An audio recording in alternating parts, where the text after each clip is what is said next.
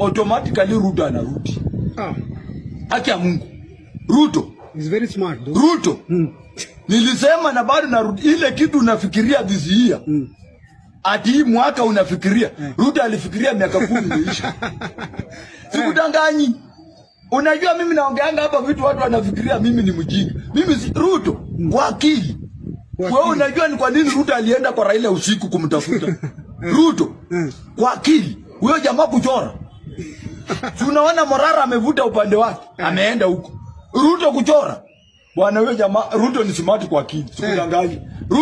Ruto ni smart kwa akili. Very very smart. Ruto is very wise man. So it means... Na Ruto akiingia State House 2027, akiingia mimi sikai baridi pia.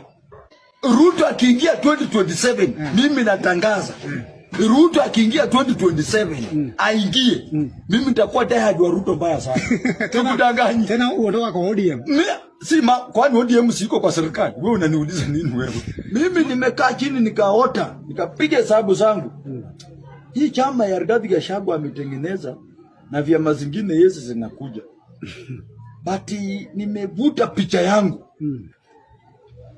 Nikasema, Ruto tulikuwa na Matiang'i, tukawa na Uhuru Kenyatta, deep state yote, tukawa hata mkubwa wa majeshi alikuwa nyuma yetu. Na Ruto akatuosha. Sasa hii Ruto ameingia ndani. Sasa nimepiga hesabu tutatumia mbinu gani? Ni wa Kenya kwa sababu hao watu mimi niko sure, siongei kwa ubaya ama siongei kwa sababu nimeingiza uoga.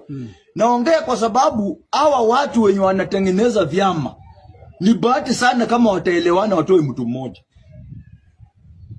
Kwa sababu Martha Karua anataka. Kalonzo naye pia utaona anasisitiza ni yeye.